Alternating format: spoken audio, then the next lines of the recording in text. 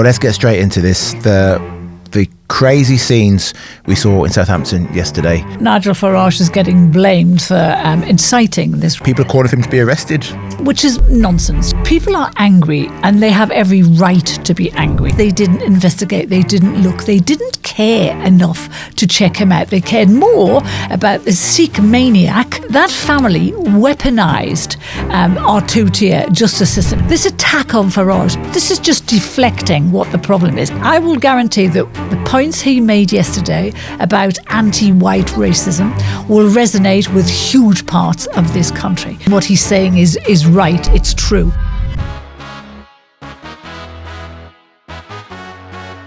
Hello and welcome to the Daily Expresso. I'm JJ Anisiobi and this is Carole Malone. Hi, JJ. Carole, let's get straight into this. Yeah. The crazy scenes we saw in Southampton yesterday. Yeah. The Henry Novak protests that turned into riots. Yeah. You know, no one wants to see a riot, and Nigel Farage is getting blamed for inciting this riot. Yeah, people are calling for him to be arrested. Which is nonsense. You know, the thing is, people are angry and they have every right to be angry. I mean, Farage didn't incite anyone to take to the streets and riot. What he said is, you know, we should be feeling cold rage. Yeah, pure cold rage. And I am feeling pure cold rage because anyone who has seen that video, that police cam video, and I have in its entirety, it's probably the most shocking slash what I can use, uncaring video that I've ever seen in my life. Callous from that Callous, that's what I was looking for. It was, you know, these police officers, there's a guy curled up on the ground. He's saying he's been stabbed. They're saying, don't think you have, mate. He had a stab wound in his face. There was blood on the gravel, and you could see on the video there was blood on the gravel. And yet they didn't investigate. They didn't look. They didn't care enough to check him out. They cared more about the Sikh maniac. And do you remember, well, I don't know whether you saw this part, but they walked over to him very slowly as Henry Novak was dying. They walked over and said, "Are you all right? Are you hurt?" And he goes, "Oh, I've got a scratch here and a swelling in my eye." And they went, "Oh, right, okay." And then they strolled back to Henry, and then they get the cuffs out and turn this guy over who can't breathe. You know, he's in his last minutes of life. He can't catch breath, and they turn him over, face in the gravel, which would stop his breathing even more, and they handcuff him. A lad who was no threat to anyone, and yet the maniac who'd wielded the knife and his crazy family who were running around. Now they don't get cuffed. They don't get their rights raised. That's the thing. It's because obviously it's the family who made the police phone call initially, so the police have gone with the information thinking, oh right, here we've got 4 witnesses who are saying the same thing, and this kid who maybe is drunk. And for me the worst part is the officer ignoring.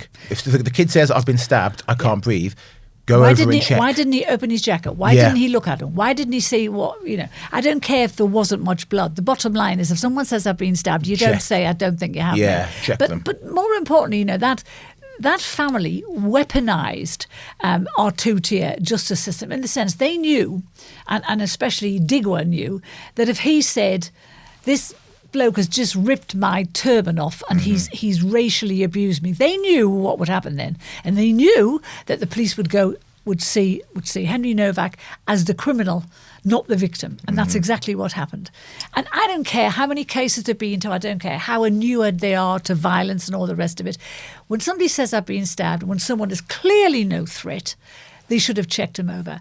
And the cop that said that, you know, there's a part of me thinks he should go to jail. And I'm wondering if this is the cop that has actually retired from the force now. Yeah. Retired so he wouldn't have to be asked questions. He wouldn't have to face any kind of panel. Well, it's way more important than a disciplinary panel is. This should be a criminal prosecution. Because, you know, if you're a cop and you're in life and death is part of your trade, well, then you respect that and you deal with it.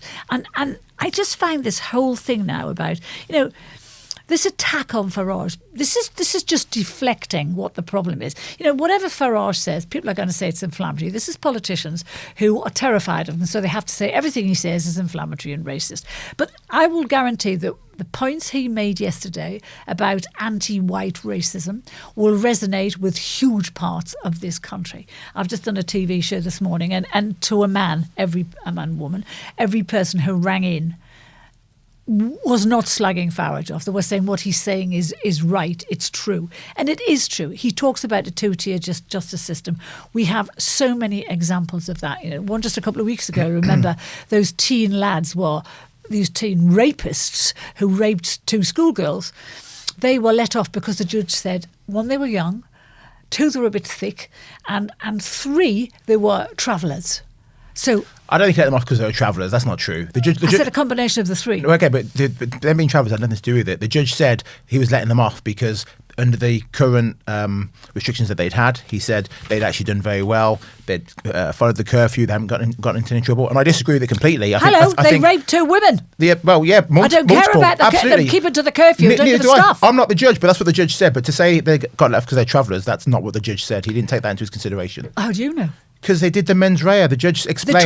He talked about them being travellers. Yeah, of course he did. But the judge did not say, because you're travellers, I'm taking that into consideration. That's not what he said. Of course he didn't say that. He's never going to say that. But what I'm saying is those guys got off for spurious reasons. I think if that had been just white kids. 2 white kids. The travellers not white?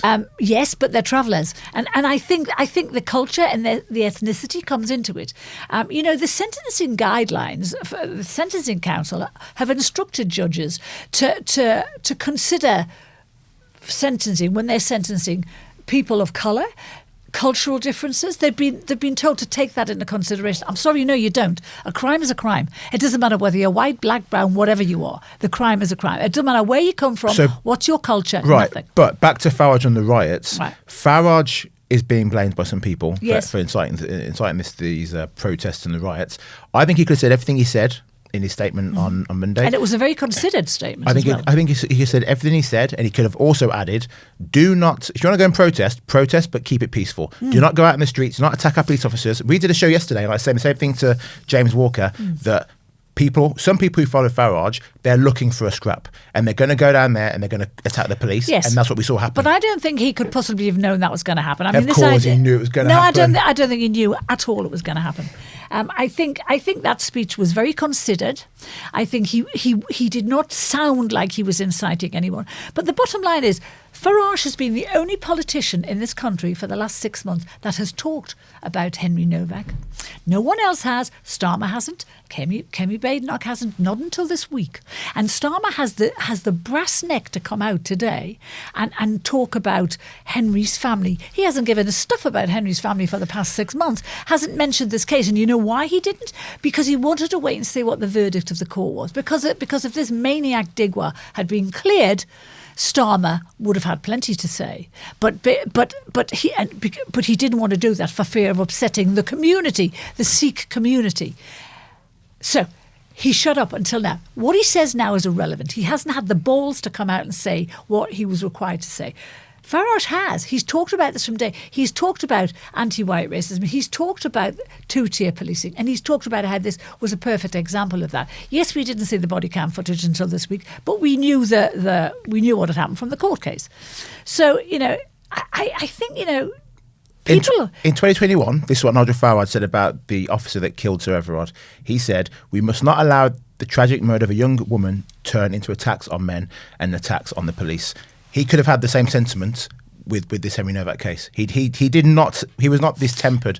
He was not that tempered. In 2021, when it was a police officer who'd murdered a young Sir Everard, Farage was calling for people to stay calm. Yesterday, he was not calling for people to stay calm. He was saying we should all be feeling pure cold rage. Yes, people should be angry about it. But there's a big difference between being angry and going and attacking female police officers in the street, throwing bottles and bricks at their heads. No, but you sound like he was part of it, like he made that happen. He did not.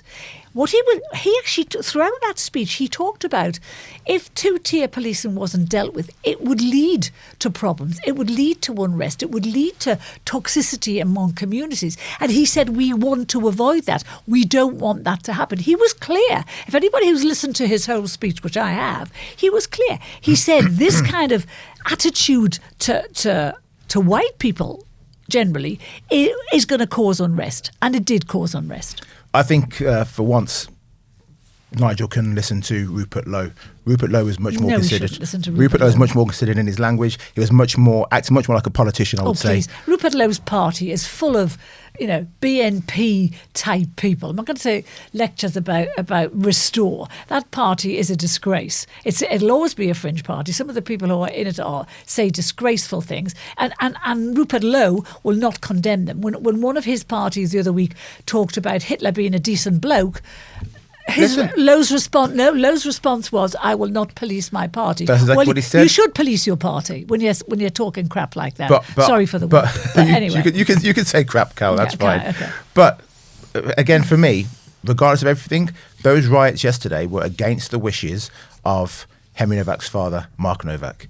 The family had said, we don't want his death to be used to create further division, hatred or tension. And then we have now... Exactly what Farage said in his speech. Exactly what Farage said. Exactly. He said this would cause divisions and tensions if it wasn't sorted out. And he was right. I don't think he expected it to happen last night. You can't blame Farage for people picking up. But what you can understand is the anger in that community. Just like the anger that we saw in Southport a couple of years ago. People were angry. And yes, sometimes that anger erupts into ugly stuff, and I don't condone it for a second. And it was ugly. But you can't blame people for being angry and being scared. The same people who were saying protect our girls, protect our women, were yesterday throwing bottles and bricks at because our they're women. Angry, because they're angry. But that doesn't excuse it, Carol. I'm not saying it. You shouldn't be throwing bottles at the police, but by the same token, the police shouldn't be standing by letting young kids die. And they're angry at that. And civilian cars that were smashed in, people's houses that were smashed in who have nothing to do with it. At every protest, there are genuine protesters, and there's a bunch of thugs who come in from nowhere, whether they be left-wing or right-wing, and they cause a ruck. That's the people who were doing that to the cars. That wasn't the people who cared about Henry Novak. Mm-hmm. But you're always going to get that stuff happening. But Farage is right about two-tier policing. We see so many examples of it in this country. We even see it in the police force. West York's police a couple of years ago were banning white people from applying for senior jobs. I mean, hell, that's in their own police force. The police force, there's a thing called a race action plan, which lots of police forces have adopted. And part of that race action plan, and they've all been elected to, the coppers, is that you follow the rules of this plan or you won't be promoted and you won't get pay rises. And the things in that plan is you must be the ally to ethnic minorities. You must be the friend to ethnic minorities. Whatever. No. Well, that's historically because of the tensions between ethnic minority groups and white police officers. But you're making it sound as if this has just been thrust upon the country. Historically, there have been tensions between ethnic minorities and white police officers. Historically, that has been a thing. But that's not what I'm talking about. Okay, but this action plan, that's why the action plan was put in. So we can talk about two-tier policing. The statistics don't lie. What that action plan has ensured is that the biggest fear of any cop in this country is to be accused of racial bias. And it's a bigger fear than someone dying at their feet. And that's the bottom line here. That, those cops cared more about the rules because they knew if they didn't follow the rules, they would be suspended, fired, chucked out of the force. Because if you're seen not to address the concerns of someone of colour, then you're seen to be not doing your job. I think those are just very bad police officers who attended Henry Novak. There was at least one man, I think two females there. They could have split the group up. The guy could have gone and checked on Henry Novak, or the one goes check on Henry Novak, and the other person goes and speaks to someone from the Southampton force rang Alison Pearson from the Telegraph and said, I'm here to tell you, an anonymous caller from the force said, I'm going to tell you that there is two-tier policing in this force and these rules have changed us all. Now, that's a copper. That's not us. That's a copper on the ground. He's saying that they're frightened to disobey these rules because these police chiefs at the top, they impose these rules. And do you know the boss of Southampton, I think he's called Alexis Boone, appointed last year. He hasn't been seen. He even trotted out an acting deputy chief, what do you call him, chief commissioner, whatever, to actually read the apology statement out. He should have been there reading that apology because that's what you get the big money for. That's what you get the big bucks for, to take charge. It's your responsibility. And we haven't seen hide nor hair of him, just in the same way we hadn't seen hide nor hair of Keir Starmer until this week. And listening to him today, talking about the family, we should do what the family wants. Where has he been for that family for the last 6 months? Nowhere. Has he spoken to that family before this week? I doubt it very much because he would have said it if he had. And he is using this as a political weapon. And I think it's interesting that I think this will have much wider repercussions. I'm looking to Makerfield today, and I'm thinking, how is this going to affect how the people of Makerfield vote? And I think that Burnham could be out over this because he hasn't said anything meaningful about Henry Novak either. Not now, not this week, and not before. I have a different prediction. I think it's going to make Burnham be the winner in Makerfield. I think this is going to split the Reform vote and the Restore vote, and it's going to lead the way for Labour. I think a lot of people are going to look at Rupert Lowe and Reform and say, yeah, actually, they're right, and I think Reform are going to lose. Anyone who thinks Restore is right about anything needs to give their head a wobble. You know, look at the people who are in Restore, and then tell me that's a half decent body. Rupert Lowe is the leader. He always sounds like a very considered man. However, his party is full of people who are not considered and nuts. So anyone who thinks that's the solution to anything really needs to give their head a wobble. Well, we can disagree on all of this, but we both agree that what happened to Henry was awful. It's appalling. It is. You know what? I was looking at. I saw it the other night and wept like a baby. Now that's me. I didn't know. Mm-hmm. His parents saw that. That's the last vision they have of their son, begging and pleading for help, and him being read his rights by a copper as he drew his last breath. Mm-hmm. I don't know how you get over that. I don't know how you carry on with life, having to live with the unfairness of that. You know, I don't have children. But what you feel for your kids is visceral. You would die for them. Mm-hmm. And to see your child die in that devil-may-care manner by cops who really didn't give a stuff, turn him over, oh, his eyes aren't responsive, oh, hello. And then you hear him stop breathing as they're reading him his rights. And they don't know what to do then. These people shouldn't be they disgrace the uniform. And I heard a cop, an ex-senior cop, trying to justify it the other day, saying, that... desensitised to it? Yeah, he said, I've seen much worse. Oh, have you? Well, good for you. That doesn't help Henry's parents. Mm-hmm. And that doesn't help Henry. These guys, and to be honest, I think they are told to follow totally unreasonable rules, race, whatever. But... they have eyes in their head. They should have compassion. They should know when someone is in that state and is of no threat whatsoever and is begging, help me, I've been stabbed. They didn't bother. Well, I hope everyone respects the Novak family's wishes going forward. And again, condolences sent out to all of them. Mm. Okay, moving on now to the Mandelson files.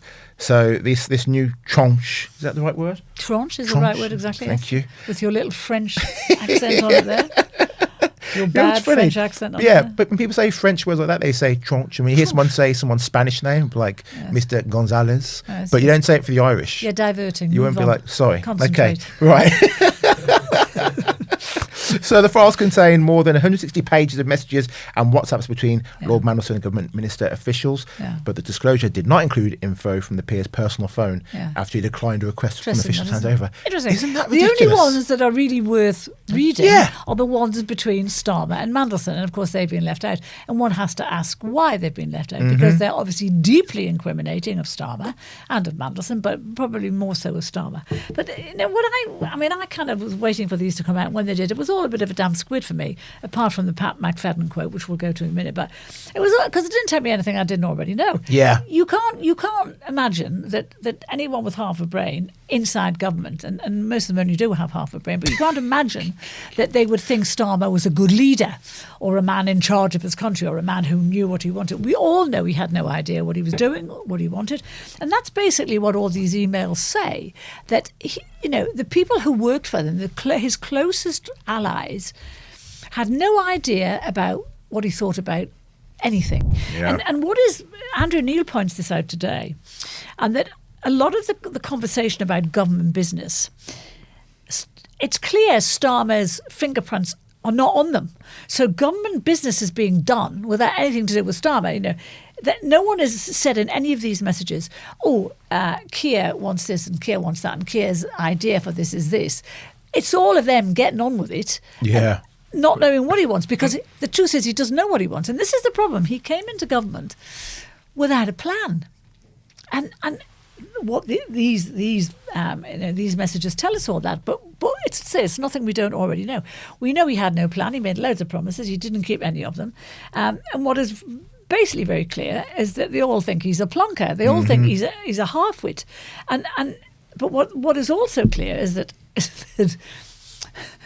having said he's a half-wit and he's the worst Prime Minister ever, and they think he's useless and hopeless and lacks verve and whatever, they then come out onto the public stage and say, "Oh, he's wonderful, he's fabulous. Tell us all how great he is."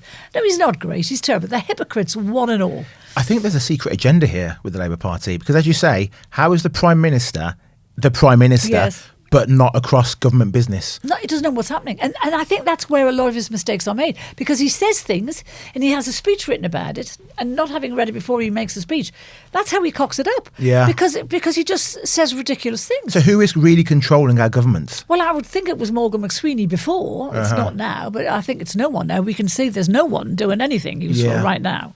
But I think before it was McSweeney, probably. And why are they using their personal phones? Didn't we have this happen last year where people were using their personal phones and things are being leaked? Yeah, but they've got this new app on it, which I don't even understand, which you might, which means that at the end of every day, all your WhatsApp messages go. Yeah, auto deletion. Yeah. But still, I don't want my government using their personal phones to message about government business. I don't even care about that, but what I don't want them is deleting messages that are actually government business and therefore our business. And Starmer won't reveal whether he has deleted messages or not. Well, of course he won't. Starmer's just we know he's a liar. It's in his DNA. It's part of him.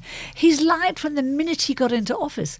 And I just think, these, I hope this is the end of it, because I'm getting so bored with it now. I really am.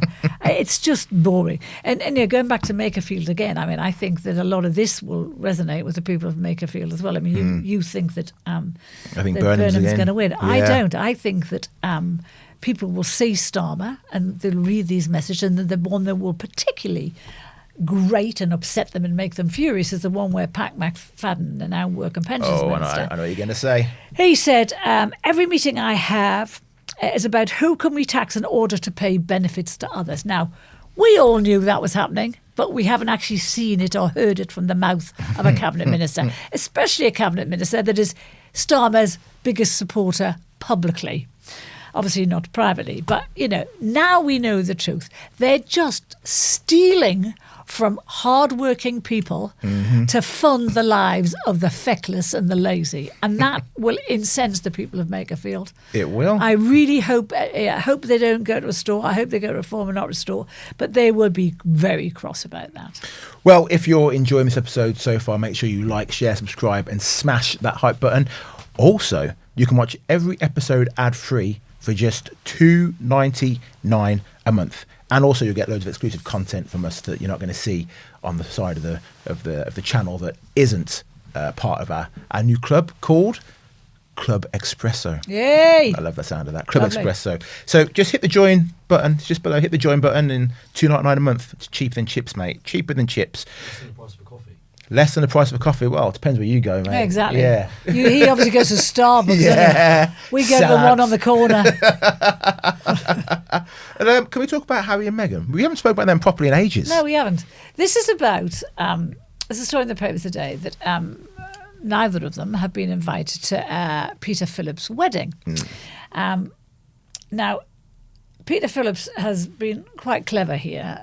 He's not invited Harry and Meghan because he knows where his bread's buttered. Because he knows, he says it's because he gets on very well with Will and all the rest of it.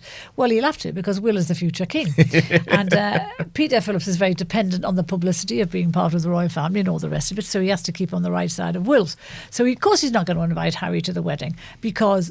Imagine the atmosphere. The two of them haven't seen each other since the book. Wow. Just imagine. If we thought that look that Wills gave Andrew, to remember, at a recent funeral, it would be nothing compared to what would be going on here. And I'm pretty sure Wills will have said to him, if he's coming, I'm not. And you can't blame him. Well, that's what Harry thinks. Harry thinks that William has stepped in and got him snubbed. What the hell does he expect? He trashes his brother in public. He trashes his brother's wife in public, which is what really upset Wills. He trashes the Queen in public. He calls them all a bunch of racists. And then he thinks he should be invited to the wedding. And this is all about Harry and Meghan. It's all about Project Thor, them trying to get back into this country and onto the fringes of the royal family. And maybe he thought this would be a way to do that. But Wills, I look at Wills sometimes and I think the guy, I wouldn't want to cross Wills because I think he's made of steel. He's got quite a temper, apparently. He's got a temper, and I think when he holds a grudge, you're done. Yeah. It's for life. Yeah. And I believe the king might want to play nice with Harry now, might invite him to whatever, but I'm pretty sure that Wills will never be in the same room with the guy ever again. Yeah, Carole, we get a lot of fan mail on this show. For you? Hard to believe. Some from me.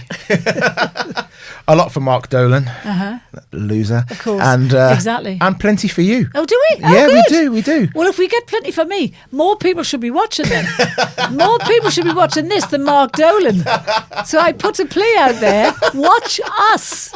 Watch him, but watch us more. You know what people have been saying? The conspiracy theory is that they think you are really a Labour sleeper cell. And you're secretly... Really? Listen, you're wearing red all over again. Yeah. You've done this before. Only because you told me to keep it on. I wasn't going to. Right, a quick pause in the podcast to tell you about our sponsor, Incogni. You had those phone calls from numbers you don't recognise, or you go in your inbox and there's emails for stuff you did not sign up for. Well, that's because someone somewhere is selling your private information. That's where today's sponsor comes in, Incogni. They will contact these people who have been taking your information and they'll say, oi, stop, delete it. Go to the website, incogni.com. You type in the details. 2 minutes later, Incogni are sorting it out for you automatically. And because I love you, I've got you a discount. It ain't 10%, it ain't 20%, 60% off. 60% off an annual Incogni plan. Just go to incogni.com/Daily Expresso or click the link in the episode description box below. But no, listen, I was red until I was 42 or 43. And don't make the obvious joke. Yeah, just don't. But then, Blair's third term, Iraq War, I was done with him. That was me done. So, this Labour Party, it's not to say I never will vote Labour again. If there was a centrist Labour Party in power, I might, because I agree with the principles of the Labour Party and that it's for working people. I am a working class person. I grew up in a mining village in the northeast. My roots are in the working classes and always will be. So the principles of the Labour Party, the original principles, I'm there for them. But I think this particular Labour Party has bastardised the principles of what the party was set up for, and I think it will be unelectable for decades after this. Agreed. I think they're done. They're now representing the unworking class. Yes. Yeah. Yes, and it's just as all of us in this room work. We go to work every day. We get tired. We don't get paid enough. All of those things, and yet we still work. Because I definitely don't get paid enough, by the way. I certainly I'm don't. severely underpaid. I certainly don't. So. But we all do it because we've been brought up to believe that that's what you have to do. We have a work ethic.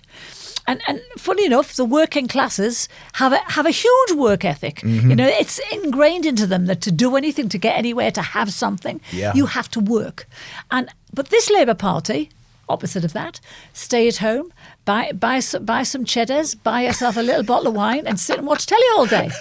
Don't work. And if they're making you go to work, claim a mental health issue. Tell me you're a little bit depressed, you're a little bit fed up. Woof, so you got a year off work. I read today, this is a story in the papers today, that national health workers are off sick.